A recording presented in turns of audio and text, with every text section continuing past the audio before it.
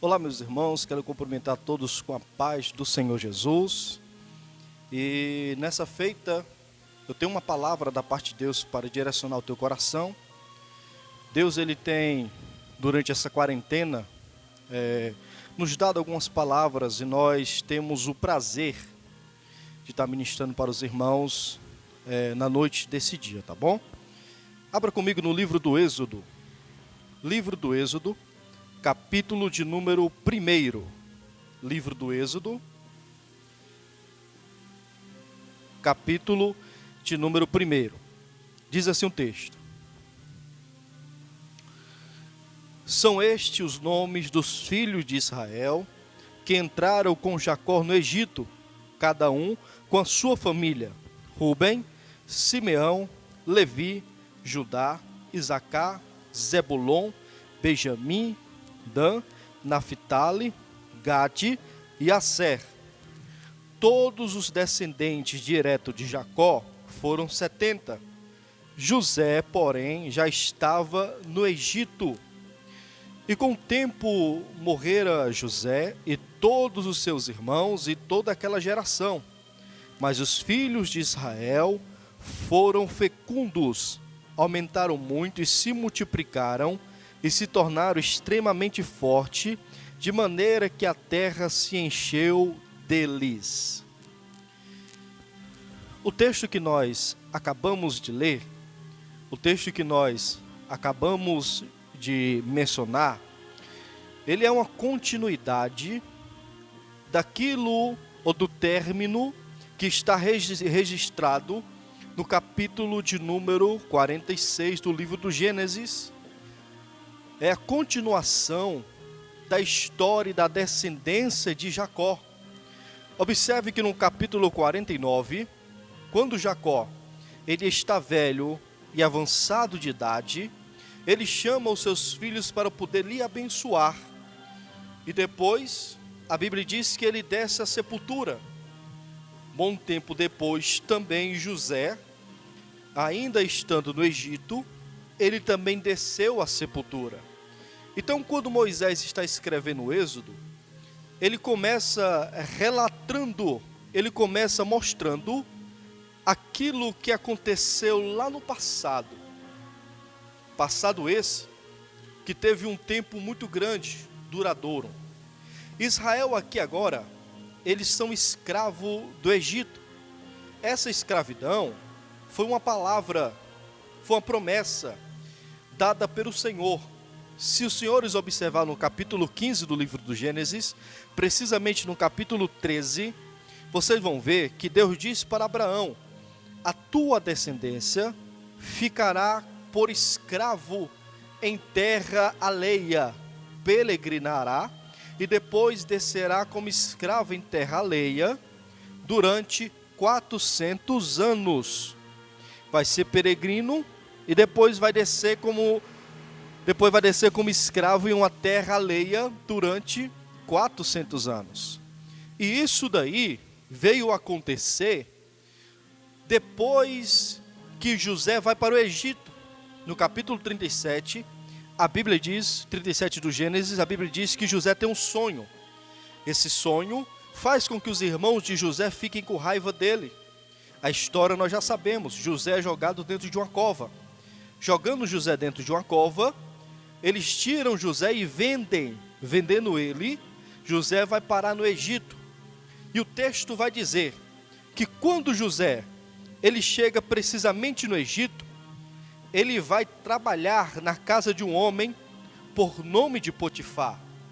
O capítulo 39 do livro do Gênesis vai dizer que José, ele foi comprado por Potifar. Só que Deus abençoou tanto José, que de escravo, ele recebeu sua primeira glória. Qual foi a glória?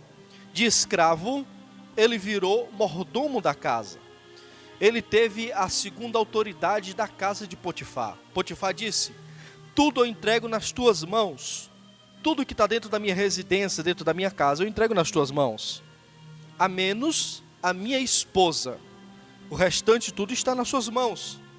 Então nós sabemos que a esposa de Potifar, ela tentou José por várias vezes, Porque o texto vai dizer que José, ele era belo na aparência e o seu porte físico também. Então isso encantou a mulher de Potifar, mas ela não conseguiu, porque José foge. Aí ela fica com a capa, depois denuncia José. E da primeira glória, José desce e vai ser prisioneiro dentro de um calabouço. Sendo José prisioneiro, o texto vai dizer que Deus dá sonhos. E esses sonhos Deus dá para o copeiro e para o padeiro. Ambos saem da prisão, do calabouço, vão para um palácio. O copeiro é aceito, o padeiro é morto, perde a cabeça. Depois disso tudo, depois de um bom tempo, o texto diz que Deus dá um sonho para Faraó. Faraó não sabe interpretar, chama todos os sacerdotes e mágicos do seu reino. Nenhum sábio consegue interpretar o sonho. Aí nessa hora o copeiro lembra, existe um chamado José que está na prisão comigo, que interpretou meu sonho e também do padeiro, e tudo se cumpriu. Então Faraó manda chamar José. Quando José chega, o texto vai dizer que chegando José, Deus revela o sonho. E quando Deus revela o sonho, aí José vai viver a sua segunda glória. A segunda e a última glória na vida do ministério de José. Ele passa de prisioneiro para ser governador.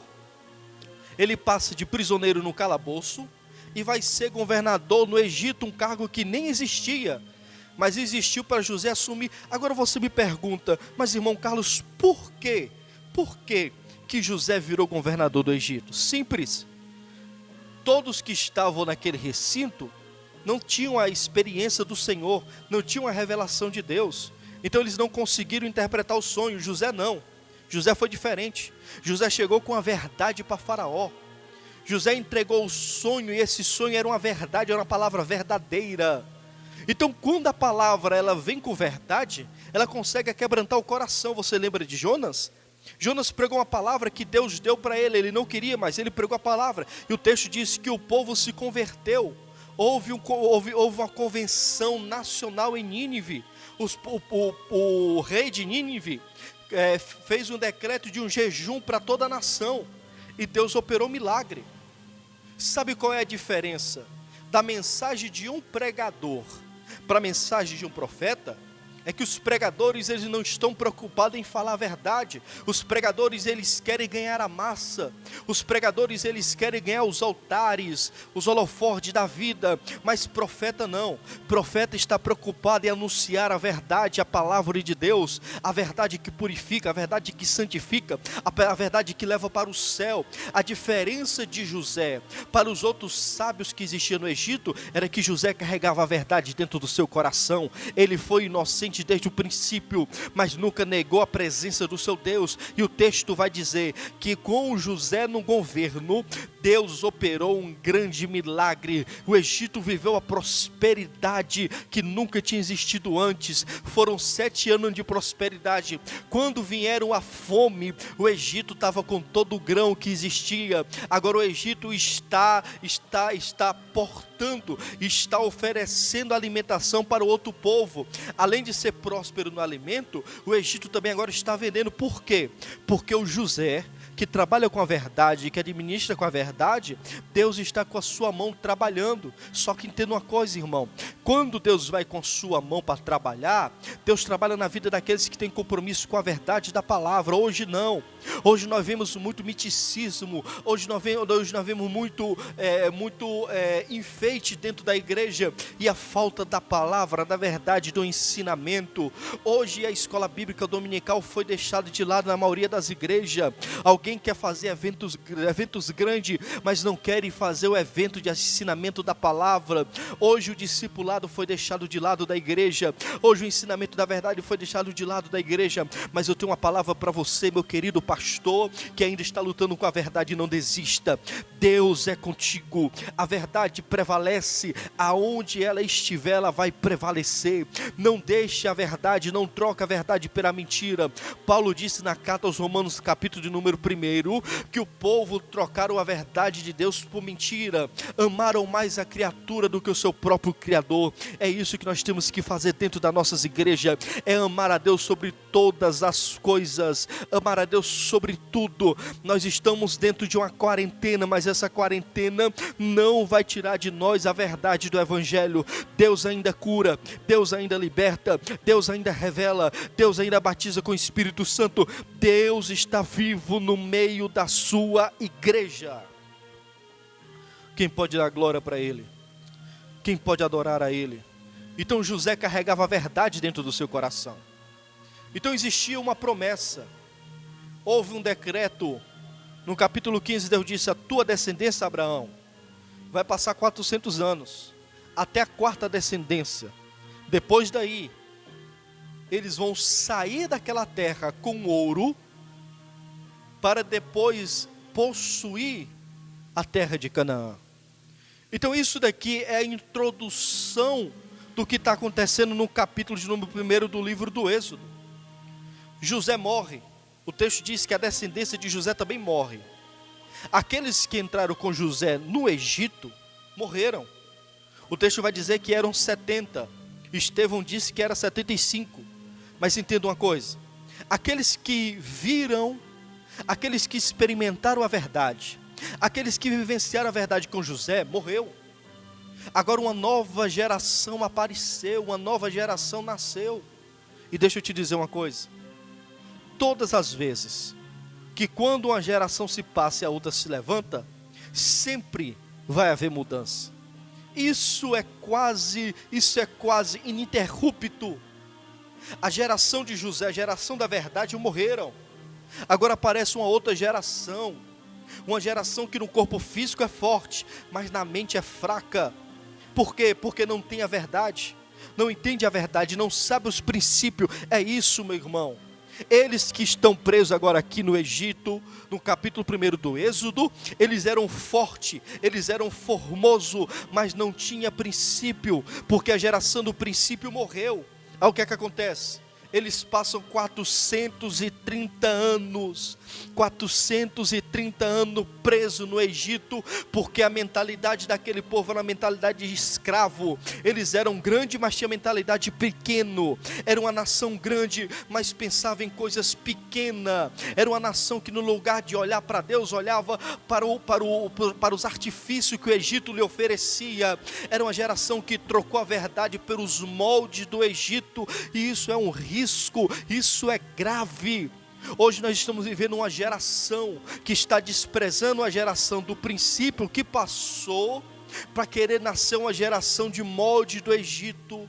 Hoje nós temos jovens que está acabando, não todos, mas a sua grande maioria, está destruindo a doutrina da Assembleia de Deus. Hoje nós vemos jovens que não tem mais princípio. Hoje nós vemos jovem que não quer mais saber do jejum, não quer mais saber da oração, não quer mais saber da santidade, não quer mais saber da renúncia, não quer mais saber da presença de Deus. Hoje está difícil você encontrar uma geração que ainda acredita no mover do Senhor.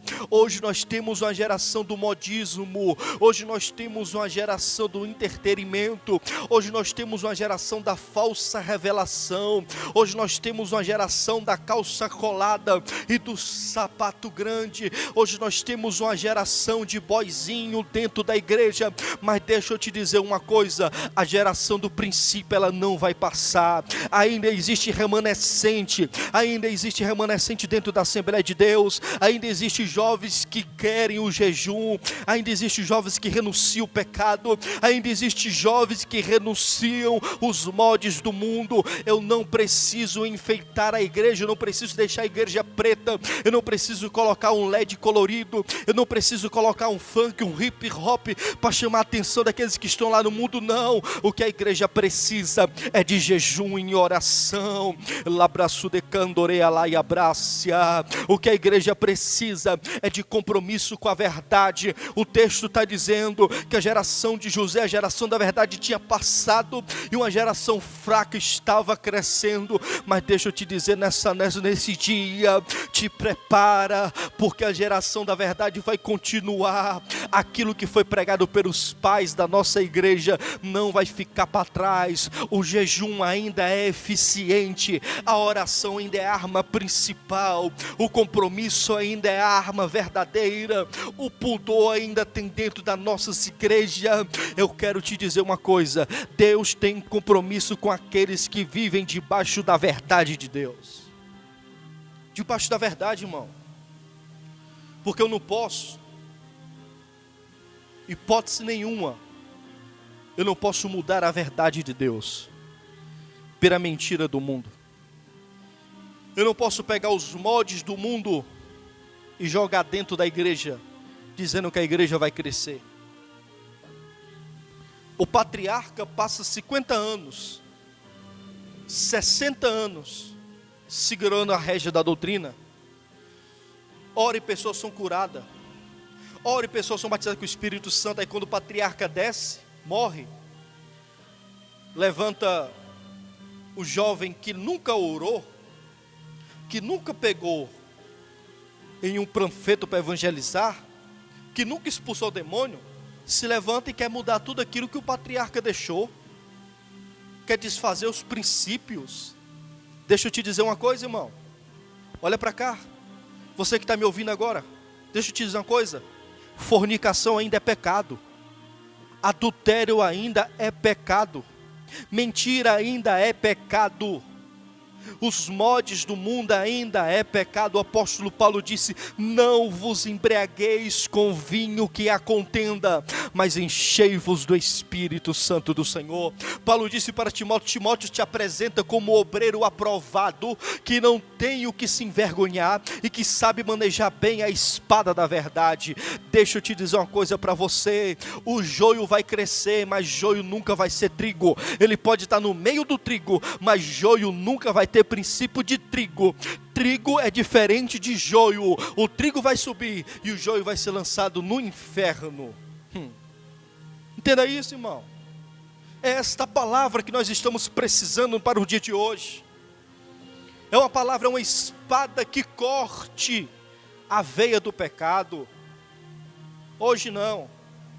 Hoje você tem que trazer uma palavra café com leite, sabe? Aquela palavra café com leite com biscoito. Porque se você trouxer aquela mão de vaca, os camaradas ficam com problema ruim no intestino, porque está acostumado com o café com leite e o biscoitozinho. Mas deixa eu te dizer, meu irmão, a doutrina nunca vai mudar. Jesus disse: passarão céus e terra, mas as minhas palavras não hão de passar. Paulo disse que nos últimos dias muitos criarão comichões nos seus ouvidos para não querer ouvir a sã doutrina. Se você não tem prazer de ouvir a sã doutrina, está na hora de você se converter, aceitar Jesus de novo, porque para ir para o céu tem que estar firmado no instituto desta palavra. Mas deixa eu continuar. Então o texto vai dizer que eles morreram e uma nova geração se levantou. Então sempre quando troca-se de geração, há uma mudança. Por exemplo, o texto vai nos dizer aqui, vai nos informar, que o faraó, que tinha colocado José no seu cargo, e os outros antecessores e os outros substitutos que assumiram o trono, na morte daquele faraó, todos eles que conheciam José, faleceram. Agora quem assume o trono é um faraó, que o texto diz que ele não tinha conhecimento sobre José. Ele não tinha conhecimento daquilo em que José tinha feito. Então, como ele não tinha conhecimento, ele começou a olhar para o povo com um olhar diferente. Os faraós de antigamente, antes desse, olhavam para o povo e dizia: esse povo é da linhagem de José, o homem que pregou a palavra, o patriarca dos hebreus que vieram para dentro do Egito. Agora esse não. Esse olhava para o povo e disse: Esse povo são muito numerosos. Esse povo são muito fortes. Eles estão em uma área estratégica. Gozem, onde eles estão, é uma área estratégica. Porque perto do arraial dos hebreus, tinha a localização dos outros opositores, dos outros que lutavam contra o Egito. Então o faraó diz, vou ler o texto para vocês. Versículo 11. E os egípcios puseram sobre eles feitores de obra para vos afligir com trabalhos pesados. E assim os israelitas construíram para faraó cidades, celeiros de Pitom e de Ramsés. Mas quanto mais afligiam, tanto mais se multiplicavam, e tanto mais se espalhavam, de maneira que os egípcios se aquietavam por causa dos filhos de Israel. Então o que é que está dizendo? Está dizendo o seguinte, faraó disse o seguinte, olha, se esse povo viesse rebeliar contra nós, nós vamos perder, porque é um povo muito grande. É um povo muito grande. O verso 9, olha, ele disse ao povo, eis que o povo dos filhos de Israel é muito numeroso e mais forte do que nós. Irmão, está vendo isso? Faraó conseguiu enxergar Israel por uma outra ótica. Faraó está dizendo, esses povos são fortes, mais fortes do que nós. Ou seja, o povo que era forte estava sendo prisioneiro do povo que era fraco. Irmão, o povo que era forte estava preso nas mãos de um povo que era fraco. Então o que foi que o faraó fez? Vamos colocar medo nesse povo, vamos saquear este povo, vamos fazer eles ficar cansados para que eles possam morrer e nunca venham se rebeliar contra nós. O texto diz, quanto mais eles afligiam o povo de Israel, mais os hebreus cresciam dentro do seu arraial, dentro do Egito. Deus estava dando condições para Israel sobreviver o tempo de crise. Deus estava dando condições para os hebreus sobreviverem em tempos de crise. A promessa era 400 anos, estava se cumprindo, estava chegando-se o momento. Então todos os homens que nasciam, todos os filhos que nasciam no arraial dos hebreus, o texto diz que eles nasciam fortes, eram grandes. As mulheres hebreias eram fértil, era tão fértil, tão abençoado, que elas tinham, a sua grande maioria, geravam gêmeos. Não eram só filhos, eles geravam gêmeos. Está entendendo? Segundo Flávio José, por uma lógica de matemática, pelo fato das mulheres do Egito, as mulheres dos hebreus ser fértil e gerarem gêmeos, dentro de um ano, eles eram capazes de chegar ao número de 600 mil pessoas dentro de um ano, a multiplicação. Só que o povo não estava olhando para a multiplicação, o povo não estava olhando para as condições que Deus estava dando para eles se libertar, o povo não estava olhando para as condições que Deus estava dando para eles sobreviverem o tempo de crise. O que é que eles estavam olhando? Para as coisas do Egito, o salário de comida que recebiam do Egito, a casa que eles tinham recebido do Egito, a terra que eles tinham recebido do Egito, a localidade que eles tinham recebido do Egito. A miséria era tão grande, que mesmo no deserto, depois de liberto, depois de Deus fazer as 11 pragas, depois de Deus abrir o mar vermelho, o povo ainda teve coragem de olhar para trás e dizer, Moisés, por que não deixou nós lá no Egito comendo cebola? Seria muito melhor morrer no Egito do que morrer no deserto aqui com vocês. É uma geração de mente fraca, irmãos. É uma geração de mente pobre. É uma geração que não consegue ver o tamanho de Deus, mas olha o tamanho da dificuldade. Nós estamos vivendo um tempo de crise. A igreja está enfrentando um gigante nessa terra. A igreja está enfrentando um vírus terrível. A igreja está de portas fechadas. Mas deixa eu te dar uma palavra para o teu coração. Não desanimes. Todas as vezes que a igreja passou por dificuldade, todas as vezes que a igreja passou por tempo de crise, ela conseguiu crescer, ela conseguiu se fortalecer, ela conseguiu transformar-se em um povo grande, glorioso, diferente. Mas sabe qual foi a diferença? É pensar fora da caixa, é não pensar como o mundo pensa. Por aí os jornais estão dando notícia que esse vírus está matando centenas e milhares de pessoas, mas aqui no Brasil a igreja está de joelho e está dizendo para esse vírus: aqui no Brasil você não vai tocar da forma que você tocou nos outros países, porque aqui existe uma igreja viva, santa, que ainda tem intimidade com o Senhor. Deixa eu te dizer, meu querido pastor, eu também estou pastoreando uma igreja, uma congregação. Deixa eu te dizer, a tua igreja pode estar de portas fechadas, mas Deus vai providenciar o aluguel do ponto da tua congregação.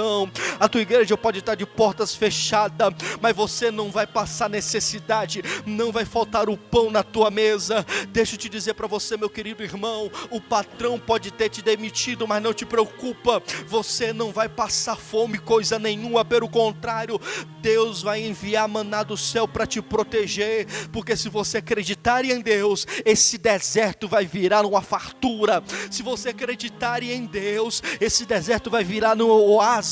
Se você acreditar em Deus, Deus vai suprir água da rocha para te dar para você beber. Mas fome, sede, necessidade você não vai passar. Quem recebe essa palavra? Quem recebe esta palavra? Receba esta palavra e comece a glorificar a Deus. Receba esta palavra e comece a exaltar o nome do Senhor. Eu estou te dizendo, pensa grande. Eu estou te dizendo, pensa grande. Eu estou te dizendo, rompe as fronteiras. Eu estou te dizendo, quebra esses agrilhões de miséria. Eu estou te dizendo, joga fora esse pensamento pobre, esse pensamento de maldição que está vindo sobre a tua vida. Joga fora e profetiza. Deus tem algo melhor para você. Deus tem algo melhor para você. Faraó disse: o povo é grande e é forte, eles podem sair do Egito a qualquer momento, basta eles levantarem a cabeça e tomarem uma atitude. É isso que Deus está dizendo. Você é forte, você é poderoso, você tem a graça do Espírito Santo e você vai passar por cima dessa dificuldade em nome do Senhor Jesus. Receba essa palavra, receba esta palavra. Você vai passar por cima dessa dificuldade. O texto vai dizer, para me encerrar, o texto vai dizer que eles maltrataram Israel, mas Israel cresceu. Aí o que é que acontece? Deus, para tirar o povo do Egito, teve que fazer com que um jovem crescesse no Egito. Moisés, o texto diz que Moisés, o nome Moisés é tirado das águas. Ele ficou no braço de sua mãe até o tempo que ele estava amamentando. Quando ele soltou, quando ele parou de amamentar-se, o texto diz que ele foi para dentro do palácio do Egito. Aí lá em Atos dos Apóstolos diz que Moisés, ele cresceu com toda a sabedoria e ciência do Egito. Ele cresceu dentro do palácio do Egito, mas a fé em Deus estava no seu coração. E quando ele cresceu, Deus chamou Moisés e disse: está na hora, Moisés, vamos libertar aquele povo, a hora chegou. Agora, por que, irmãos? Por que que Deus fez que Moisés fosse crescer no Egito? Porque tem hora. Observe o que eu estou dizendo, preste atenção. Deus tirou Moisés do arraial dos hebreus para que Moisés não viesse crescer com a mentalidade de pobre, com a mentalidade de fraco, como os hebreus estavam. Deus teve que colocar Moisés afastado dos fracos, para observar os fortes e voltar para o fraco e dizer para o fraco: eu sou forte. Lembra o que Paulo disse? Diga para o fraco: eu sou forte.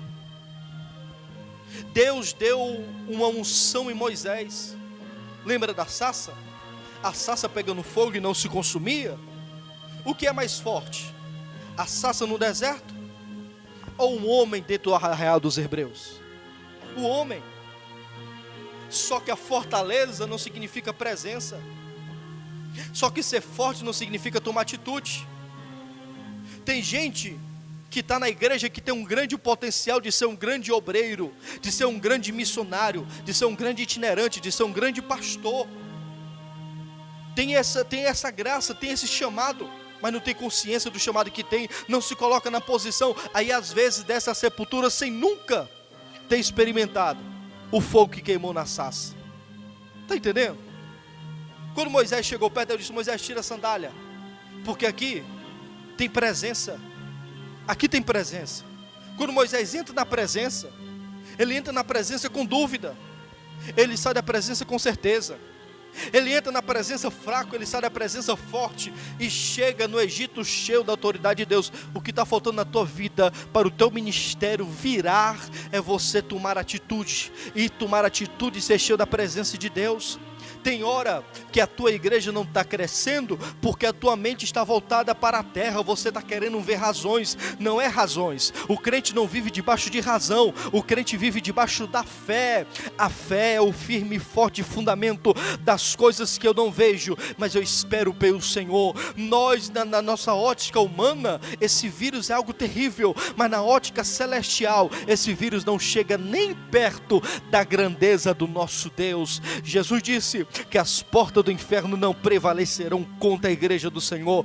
Deixa eu te dizer uma coisa, meu querido pastor, não é a tua igreja que vai fechar, é as portas do inferno que vai ter que fechar na tua rua. Não é a igreja que vai fechar, é as portas do inferno que vai ter que fechar no teu bairro. Entenda, toma posse, você serve a um Deus grande e está na hora de você fazer coisas grandes nessa terra.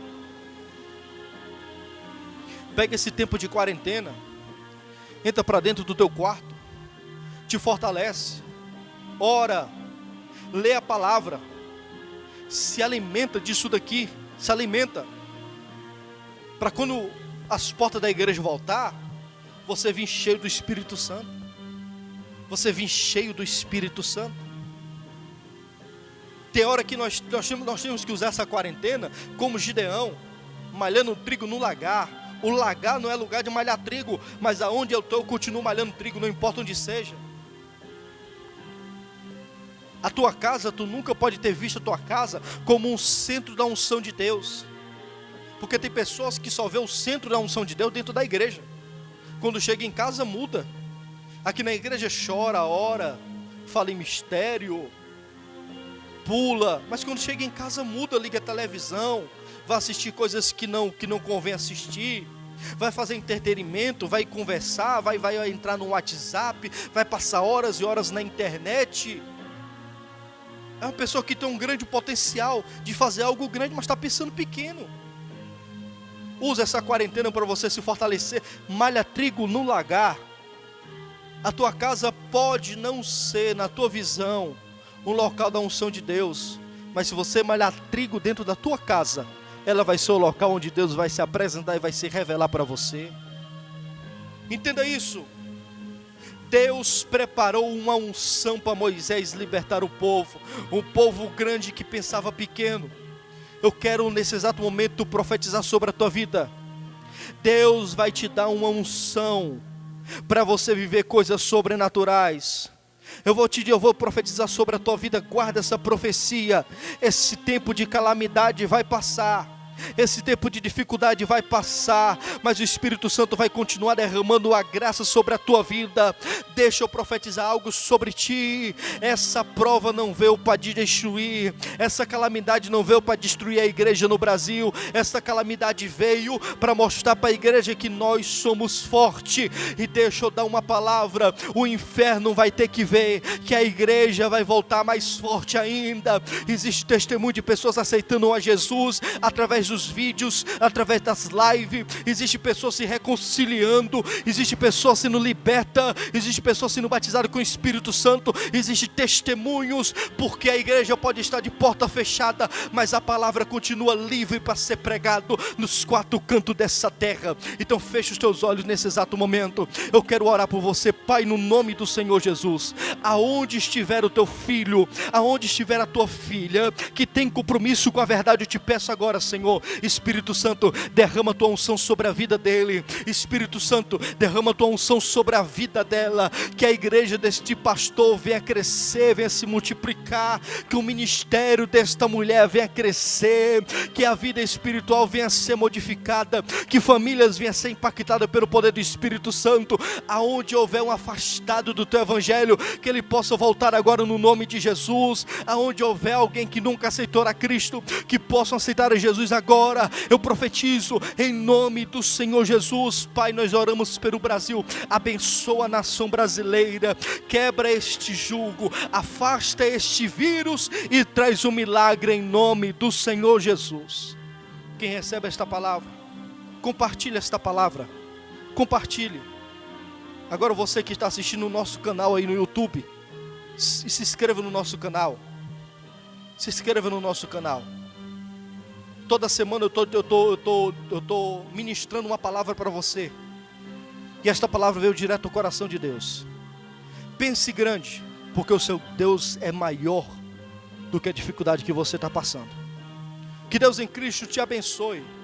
E que a unção do Espírito Santo esteja sobre a tua vida. E que nenhum mal chegue na tua casa e nem na tua tenda. E que a sombra do Onipotente te guarde e te proteja. Em nome de Jesus. Amém.